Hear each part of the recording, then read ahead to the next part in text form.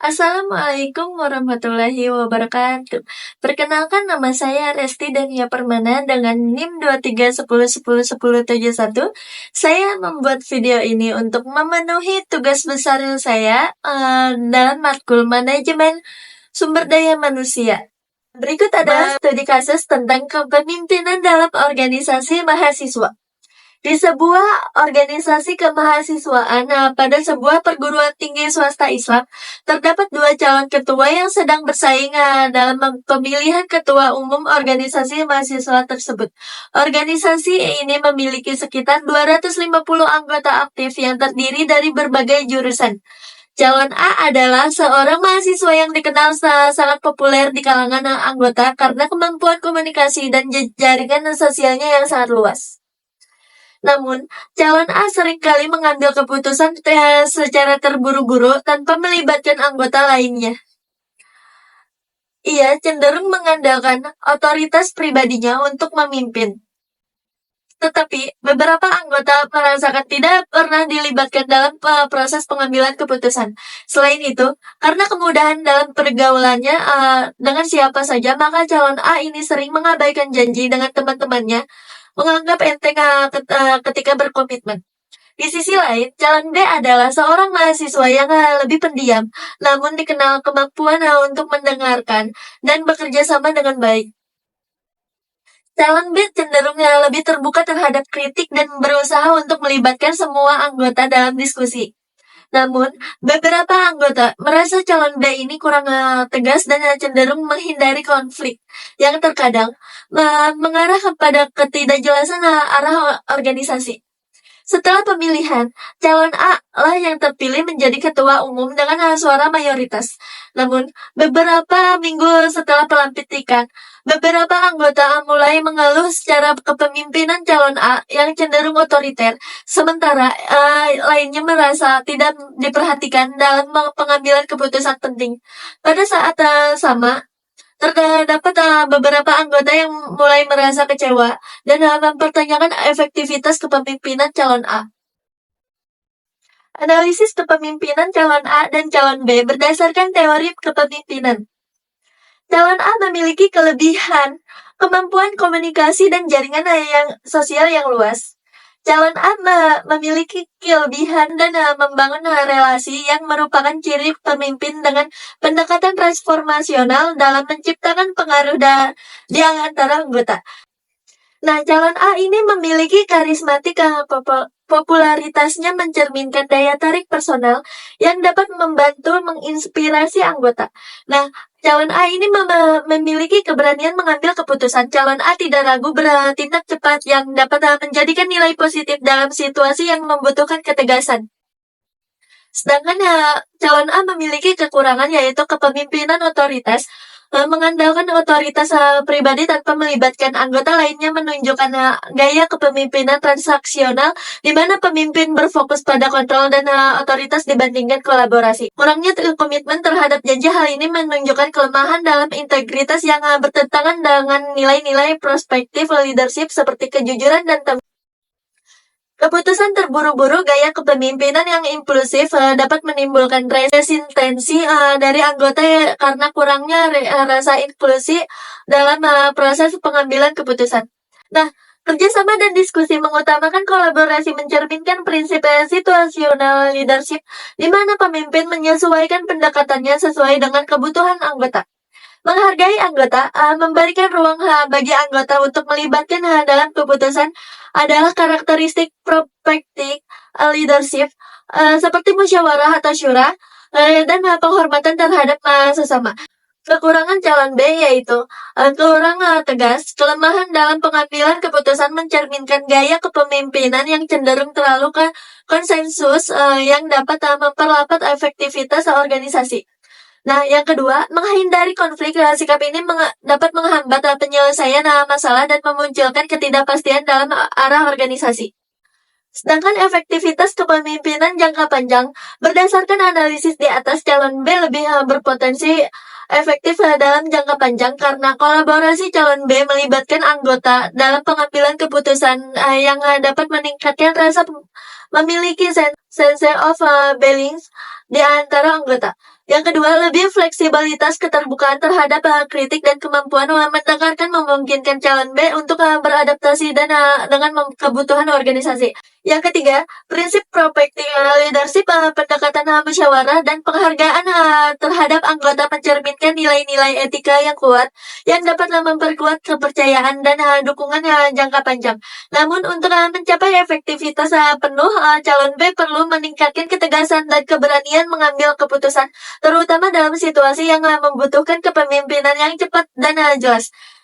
Nah, di sisi lain, meskipun calon A memiliki potensi dalam hal komunikasi dan ketegasan, gaya kepemimpinan yang terlalu otoriter dapat menimbulkan konflik internal dan menurunkan kepercayaan anggota yang merugikan organisasi dalam jangka panjang. Kelemahan dalam komitmen pengambilan keputusan terburu-buru juga dapat menghambat keberlanjutan organisasi. Dengan demikian, untuk keberhasilan organisasi diperlukan pendekatan kepemimpinan yang mengintegritasi kekuatan transformasional, situasional, dan nilai-nilai proaktif leadership. Gaya kepemimpinan yang diterapkan oleh calon A cenderung mengarah kepada gaya kepemimpinan otoriter. Gaya ini ditandai oleh dominasi pemimpin dalam pengambilan keputusan, kurangnya keterlibatan anggota, serta kecenderungan untuk mengandalkan otoritas pribadi tanpa mempertimbangkan masukan orang lain. Analisis berdasarkan studi kasus yang saya teliti, keputusan yang tidak melibatkan anggota dalam studi kasus calon A sering mengambil keputusan secara terburu-buru tanpa melibatkan anggota lainnya. Hal ini menunjukkan sifat otoriter, di mana pemimpin mendominasi proses pengambilan keputusan tanpa partisipasi anggota. Teori relasi pemimpin anggota LMX. Dalam teori ini, hubungan antara pemimpin dan anggota dipengaruhi oleh tingkat kepercayaan dan keterlibatan. Calon A tampaknya memiliki hubungan low quality LMX dengan sebagian besar anggota karena mereka merasa tidak dilibatkan. Ketergantungan kepada otoritas pribadi, calon A cenderung menggunakan popularitas dan kemampuannya dalam berkomunikasi untuk mengendalikan organisasi. Namun, pengabdian terhadap masukan anggota dan komitmen menunjukkan kontrol yang sepihak, yang merupakan ciri khas gaya otoriter. Teori kepemimpinan situasional dari Hersey dan Blanchard. Dalam teori ini, kepemimpinan yang efektivitas membutuhkan adaptasi terhadap kebutuhan anggota. Calon A tampaknya gagal untuk menyesuaikan pendekatannya untuk memberdaya anggota yang membutuhkan lebih banyak inklusivitas. Pengabdian, komitmen, dan hubungan sosial, calon A sering mengabaikan janji yang mengurangi kepercayaan anggota terhadap dirinya. Hal ini menciptakan jarak antara pemimpin dan anggotanya yang semakin memperkuat pola otoriter. Teori transaksional dan transformasional. Gaya transformasional melibatkan inspirasi visi dan bersama dan memberdaya anggota. Sedangkan gaya transaksional lebih fokus pada otoritas dan kontrol. Dalam hal ini, calon A tidak menunjukkan ciri-ciri transformasional karena kurangnya komitmen terhadap hubungan yang membangun. Kontras dengan gaya transformasional. Kepemimpinan transformasional menekankan pemberdaya, inspirasi, dan kolaborasi. Jika calon A menerapkan gaya transformasional, ia maka akan mendorong anggota untuk berbagi ide dan dalam pengambilan keputusan. Yang kedua, memberikan visi yang jelas dan memotivasi anggota untuk mencapai bersama. Yang ketiga, menjadi role model dengan memegang teguh komitmen. Namun, dalam kasus ini, calon A tidak menunjukkan ciri-ciri tersebut. Nah, kesimpulan yang saya dapat simpulkan dalam analisis ini berdasarkan contoh dari studi kasus gaya kepemimpinan calon A lebih sesuai dengan otoriter dibandingkan transformasional, meskipun memiliki kelebihan dalam komunikasi dan jaringan kecenderungan untuk mendominasi keputusan tanpa melibatkan anggota menciptakan ketidakpuasan di kalangan anggota organisasi. Berikut adalah dampak jangka panjang kepemimpinan otoriter terhadap kinerja tim. Yang ke-1, menurunkan motivasi dan kepuasan anggota. Ketika anggota merasa tidak dihargai atau tidak dilibatkan dalam pengambilan keputusan, mereka akan kehilangan rasa memiliki terhadap organisasi. Hal ini menurunkan motivasi dan kepuasan anggota dalam berkontribusi. Yang kedua, saat stagnasi kreativitas dan inovasi. Gaya otoriter menghambat diskusi terbuka dan eksplorasi ide baru sehingga organisasi cenderung berjalan monoton tanpa inovasi. Yang ketiga, tingginya tingkat konflik internal. Ketidakpuasan terhadap kepemimpinan yang otoriter dapat memicu konflik internal baik antara anggota dengan pemimpin maupun sesama anggota. Yang keempat, turnover anggota yang tinggi. Ketika anggota merasa frustasi atau tidak puas, mereka cenderung keluar dari organisasi sehingga mengurangi jumlah anggota aktif. Yang kelima, ketergantungan berlebihan pada pemimpin. Dalam gaya otoriter, keputusan bergantung sepenuhnya pada pemimpin. Hal ini membuat organisasi rentan terhadap kegagalan jika pemimpin membuat keputusan yang salah. Yang keenam, reputasi organisasi yang menurun. Ketidakpuasan anggota dan konflik internal dapat mempengaruhi reputasi organisasi di mata anggota baru maupun pihak eksternal. Nah, cara mengurangi dampak negatif dan meningkatkan keterlibatan anggota.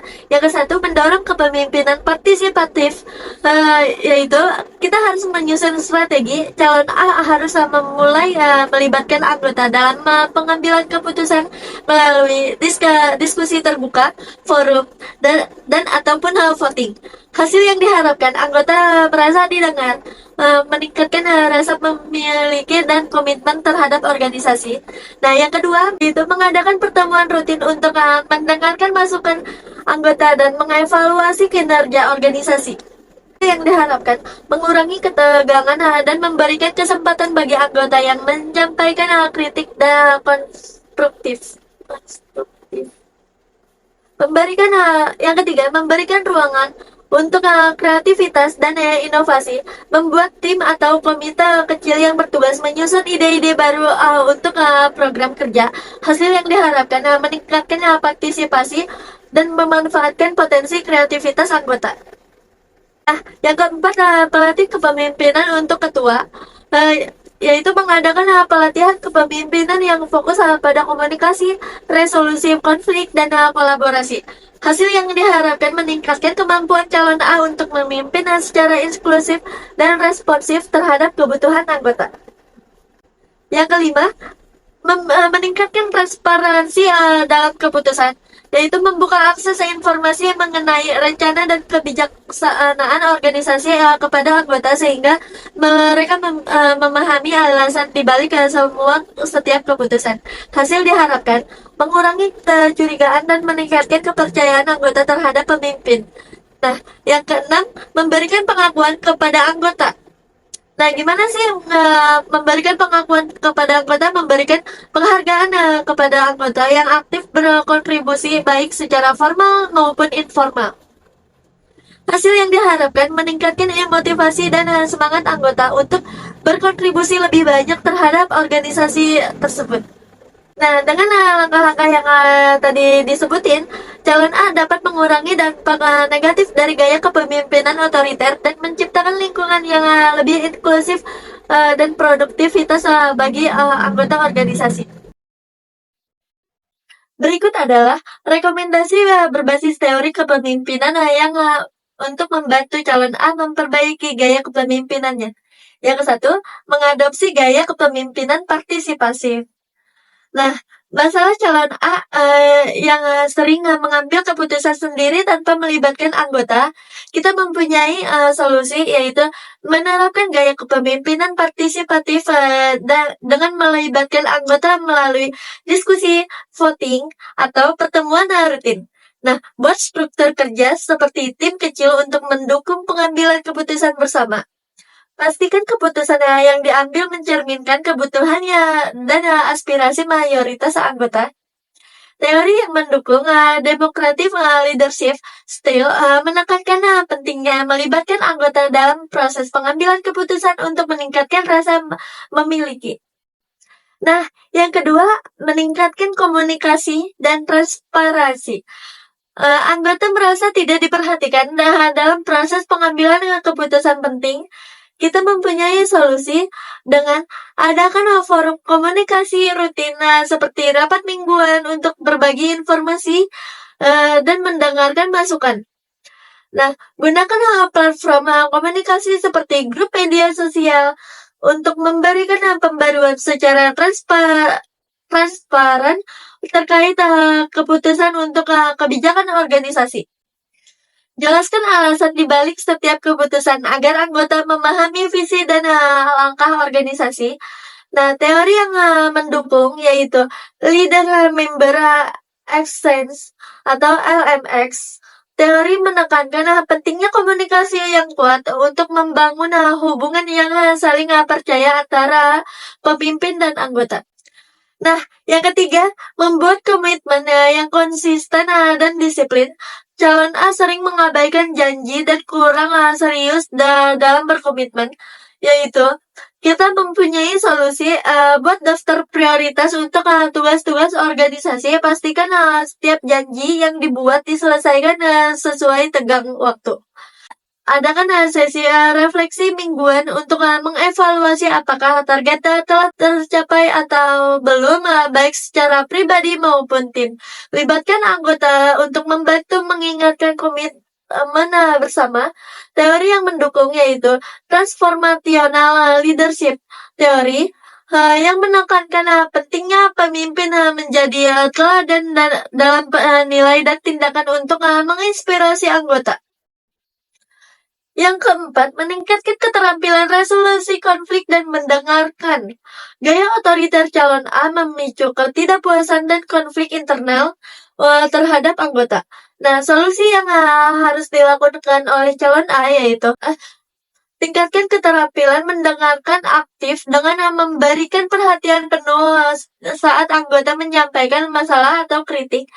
Latihan keterampilan resolusi konflik untuk menyelesaikan perbedaan pendapat secara konstruksi dan menghindari eskalasi masalah.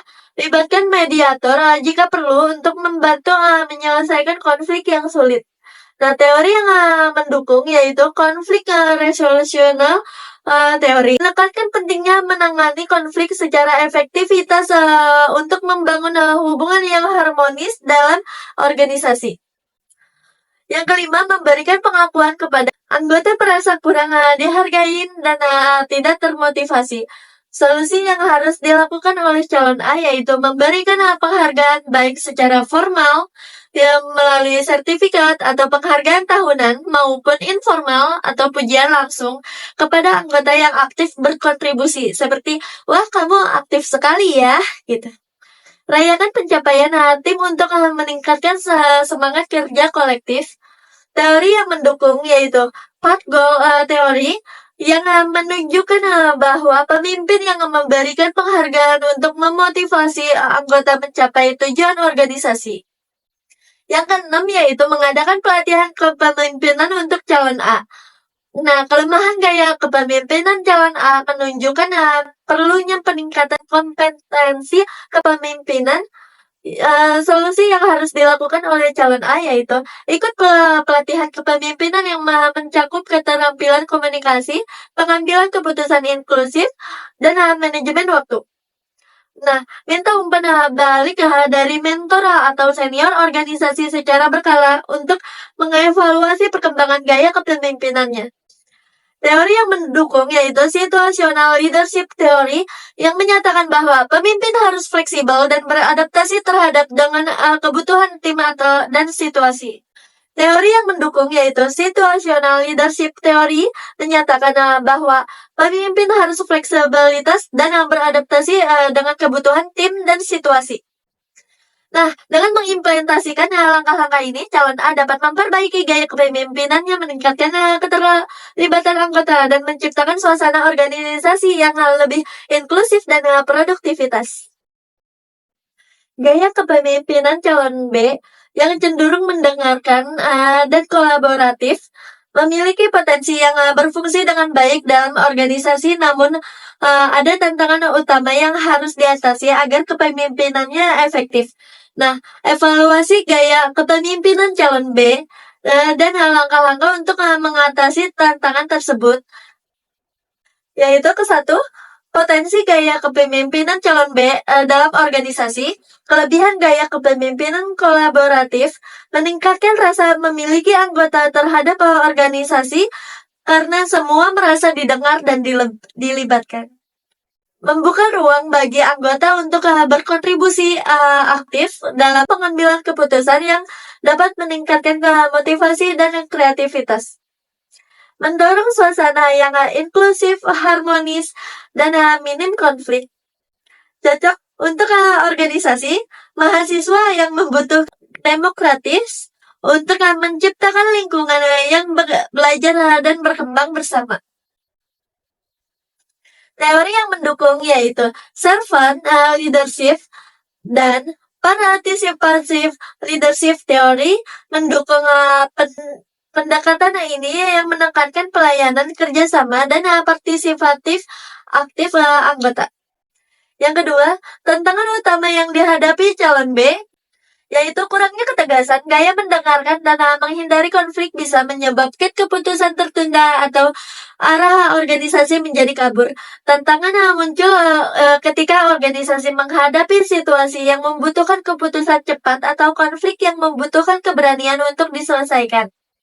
Yang kedua, manajemen waktu dan efisiensi. Diskusi yang terlalu panjang dan melibatkan banyak pihak bisa menghambat efisiensi dalam pengambilan keputusan. Anggota mungkin merasa frustasi jika keputusan penting memakan waktu terlalu lama. Yang ketiga, menghadapi anggota yang pasif atau tidak berkontribusi sama sekali. Gaya kolaboratif membutuhkan keaktifan semua pihak, namun dalam organisasi yang besar seperti ini, selalu ada anggota yang kurang aktif atau cenderung bergantung kepada pemimpin. Yang ketiga, strategi untuk mengatasi tantangan yaitu mengembangkan ketegasan dalam pengambilan keputusan. Calon B harus belajar menetapkan batas waktu untuk diskusi dan mengambil keputusan ketika diperlukan. Gunakan teknik situasional leadership dengan bersikap lebih direktif dalam situasi yang membutuhkan ketegasan. Resolusi konflik agar dapat menangani perbedaan pendapat dengan cara yang produktif. Yang kedua, meningkatkan efisiensi dalam diskusi. Gunakan metode brainstorming terstruktur untuk mendapatkan ide dengan cepat. Buat tim kerja kecil dengan tanggung jawab spesifik untuk mempercepat proses keputusan tanpa melibatkan seluruh anggota. Prioritaskan agenda berdasarkan urgensi dan dampaknya terhadap organisasi. Ketiga, meningkatkan partisipasi anggota yang pasif. Tunjukkan anggota tertentu untuk memimpin proyek atau kegiatan agar mereka merasa diberdayakan. Berikan penghargaan kepada anggota yang aktif berkontribusi untuk memotivasi yang lainnya agar lebih aktif. Buat forum diskusi yang lebih informal untuk membangun rasa percaya diri anggota pasif agar lebih terlibat. Yang keempat, mengintegrasikan gaya kepemimpinan yang fleksibel. Terapkan situational leadership teori yang mengajarkan bahwa gaya kepemimpinan harus disesuaikan dengan situasi dan kebutuhan tim. Gabungkan pendekatan kolaborasi dengan gaya yang lebih tegas saat menghadapi tantangan kritis. Yang keempat, rekomendasi implementasi untuk calon B. Pelatihan kepemimpinan ikut pelatihan untuk mengembangkan keterampilan komunikasi, resolusi konflik, dan pengambilan keputusan strategis. Mentoring cari Cari mentor senior yang dapat memberikan masukan dan arahan dalam menjalankan kepemimpinan secara seimbang. Adakan evaluasi kinerja secara rutin bersama anggota untuk mengidentifikasi kekuatan dan kelemahan gaya kepemimpinan serta menyesuaikan langkah selanjutnya. Dengan mengatasi tantangan tersebut, gaya kepemimpinan calon B dapat menjadi model yang efektif untuk menciptakan organisasi yang inklusif, produktivitas, dan harmonis. Gaya kepemimpinan otoriter versus kolaboratif memiliki pengaruh yang signifikan terhadap motivasi dan komitmen anggota organisasi. Dalam konteks organisasi kemahasiswaan tersebut, pengaruh tersebut dapat dianalisis menggunakan dua teori motivasi utama, yaitu teori hierarki kebutuhan Maslow dan teori X dan Y MC-Gergor. Nah, teori hierarki membutuhkan kebutuhan. Nah, yang satu teori hierarki kebutuhan Maslow. Teori ini menjelaskan bahwa individu memiliki 5 tingkat kebutuhan, yaitu fisiologis, kebutuhan dasar seperti makan dan istirahat. Yang kedua keamanan, yaitu perlindungan dan stabilitas. Yang ketiga sosial, rasa memiliki dan diterima. Yang keempat yaitu penghargaan, manusia yang membutuhkan pengakuan dan pencapaian. Yang kelima, aktualisasi diri, pencapaian potensi maksimal. Nah, dampak gaya otoriter calon A, kebutuhan sosial, gaya kepemimpinan otoriter cenderung mengabaikan rasa memiliki karena anggota merasa tidak dilibatkan. Hal ini menghambat pemenuhan kebutuhan akan relasi sosial. Nah, yang penghargaan anggota tidak dilibatkan atau tidak dihargai kontribusinya akan kehilangan motivasi untuk berkontribusi. Nah, di calon A, aktualisasi diri, potensi anggota terhambat karena mereka tidak diberi ruang untuk mengambil inisiatif atau mengekspresikan ide-ide mereka. Nah, dampak gaya kolaboratif bagi calon B yaitu kebutuhan sosial, kepemimpinan kolaborasi menciptakan rasa memiliki melalui keterlibatan aktif, anggota merasa menjadi bagian dari keputusan organisasi. Nah, calon B bisa penghargaan, pengakuan atas masukan anggota dapat meningkatkan rasa percaya diri dan motivasi untuk terus berkontribusi. Aktualisasi diri dengan mendengarkan ide anggota, pemimpin memberikan ruang untuk pengembangan diri anggota sehingga mendorong mereka mencapai potensi maksimal. Nah, yang kedua yaitu teori X dan Y MC-Gergor. Teori ini membagi pandangan terhadap motivasi kerja individu ke dalam dua kategori, yaitu kategori pertama, teori X menganggap bahwa individu secara alami malas, tidak suka bekerja, dan membutuhkan kontrol ketat untuk bermotivasi. Nah, yang kedua, teori Y menganggap bahwa individu memiliki dorongan intrinsik ingin berkontribusi dan termotivasi oleh tanggung jawab. Dampak gaya otoriter calon A, pendekatan otoriter lebih sejalan dengan teori X, di mana pemimpin mengandalkan kontrol ketat dan otoritas pribadi untuk mengarahkan anggota. Nah, anggota merasa diawasi dan tidak dipercaya, sehingga termotivasi hanya untuk memenuhi instruksi bukan karena dorongan intrinsik. Akibatnya, semangat kerja menjadi rendah dan anggota cenderung pasif.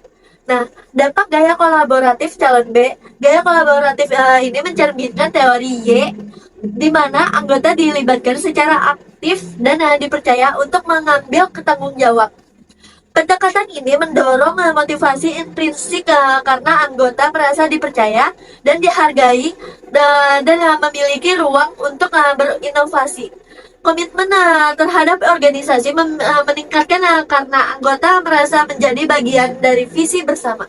Nah, di sini saya menyimpulkan bahwa kepemimpinan otoriter calon A cenderung merusak motivasi anggota karena menghambat pemenuhan kebutuhan sosial, penghargaan, dan aktualisasi diri. Pendekatan ini menciptakan suasana kerja yang pasif dan beresiko menurunkan komitmen jangka panjang. Nah, sedangkan untuk kepemimpinan kolaboratif, calon B lebih efektif dalam memotivasi anggota karena memenuhi kebutuhan sosial, memberikan penghargaan atas kontribusi, dan mendorong aktualisasi. Nah, rekomendasi yang saya berikan untuk calon A yaitu kombinasikan pendekatan otoriter dengan elemen kolaborasi seperti mendengarkan masukan dan memberikan penghargaan kepada anggota. Berikan ruang bagi anggota untuk menunjukkan inisiatif sehingga mereka merasa dihargai. Untuk calon B, tingkatkan ketegasan dalam pengambilan keputusan tanpa mengabaikan masukan anggota. Fokus pada pemberian tanggung jawab kepada anggota untuk meningkatkan rasa kepemilikan mereka terhadap organisasi. Dengan memahami teori motivasi tersebut, pemimpin dapat menyesuaikan gaya pemimpinnya untuk meningkatkan motivasi dan komitmen anggota organisasi. Desain program pelatihan kepemimpinan yang inklusif dan efektif. Dalam konteks organisasi kemahasiswaan ini, program pelatihan kepemimpinan dirancang untuk meningkatkan kemampuan kepemimpinan inklusif, kolaboratif, dan efektif. Program ini bertujuan membekali peserta dengan kompetensi kepemimpinan inti serta strategis untuk memotivasi dan melibatkan anggota secara aktif. Yang ke satu, tujuan program mengembangkan gaya kepemimpinan inklusif, meningkatkan keterampilan komunikasi dan pengambilan keputusan, memupuk budaya kerjasama dan rasa tanggung jawab bersama. Memahami bagaimana motivasi anggota berkontribusi terhadap kinerja organisasi. Yang kedua, struktur program, kompetensi kepemimpinan yang perlu diajarkan.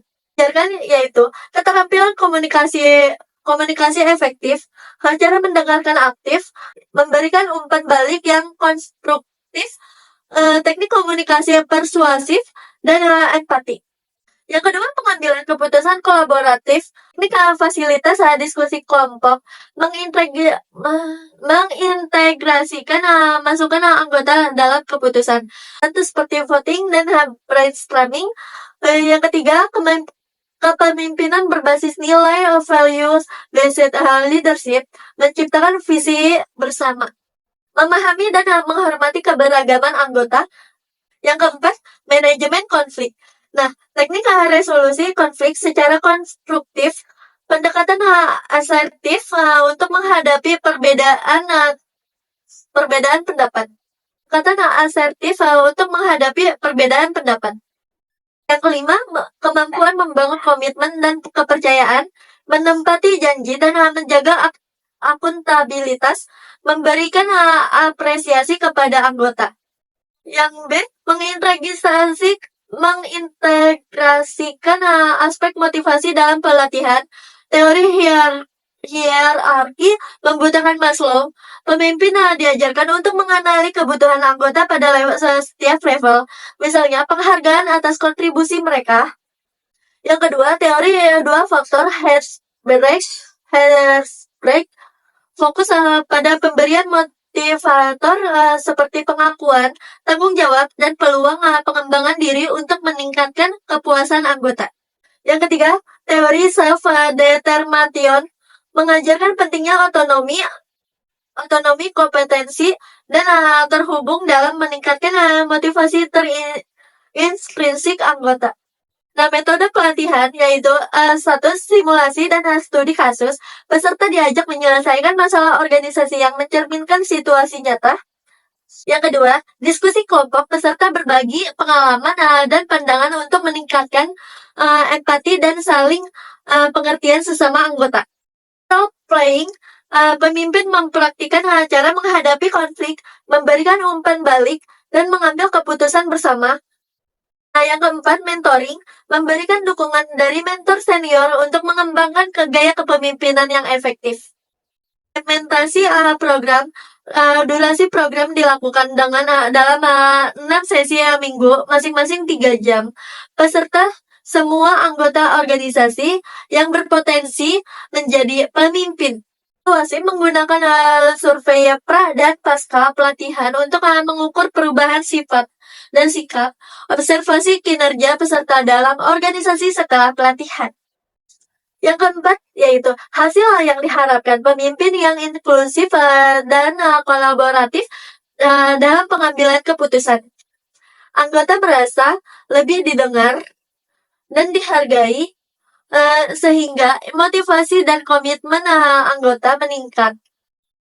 Organisasi memiliki budaya kinerja yang lebih harmonis dan produktif. Pelatihan ini tidak hanya meningkatkan efektif individu, tetapi juga memperkuat fondasi organisasi dan dalam jangka panjang.